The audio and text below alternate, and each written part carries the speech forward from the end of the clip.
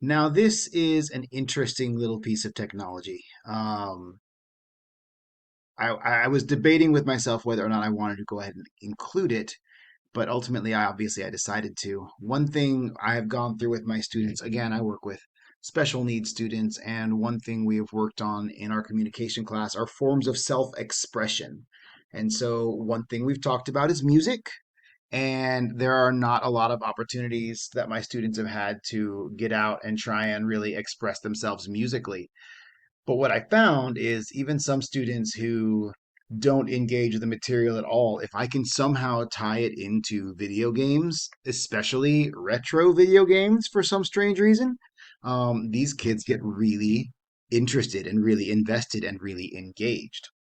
So, to that end, you can go online and you can find a way to download something called Mario Paint Composer, which is actually one small part of a Super Nintendo video game that came out when I was a child, in which you were able to create your own music right there within the video game.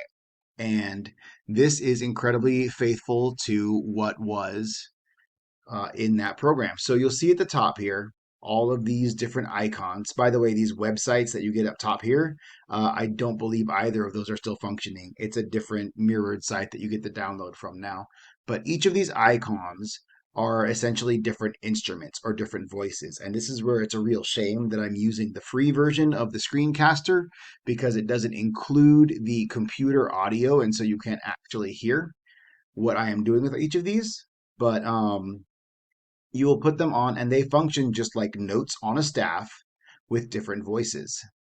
And as you click each one, it will show you what it sounds like. And some sound like instruments and some just make silly noises, like this pig just makes pigs oinking.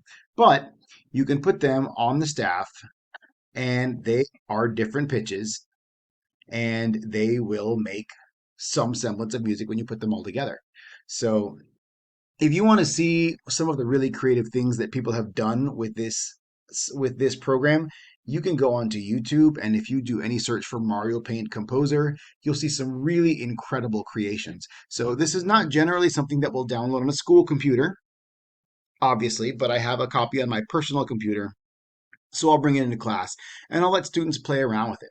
And sometimes they might think of a specific song they want to recreate. Now they're very limited by what you see here because this is only going to go in 3/4 or 4/4 time. And each of these little icons only can play essentially a quarter note.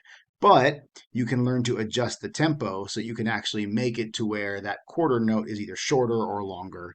And it becomes a problem solving technique to try and figure out how they can make it make the sounds it wants. Or you can link together more than one of these icons and it can make the essentially the same thing as a half note or as two beats playing the same thing. So it's really fun. It's a way that they get invested with the idea of putting what's in their head out there for the rest of the world to see. And for a lot of my students, that's not something they've usually really thought about. They keep everything internal. And the idea of expressing something creatively is really cool and kind of novel to them. So this is kind of a silly program. It's not super complicated, but I have found students open up in ways that they never had before by introducing it, and even just by having Mario's face on it. They are all in. They are ready to engage. And then afterwards, we're ready to talk about the experience and express ourselves in ways that we hadn't over the course of an entire semester. So it's silly, but it's got its uses and it's kind of cool.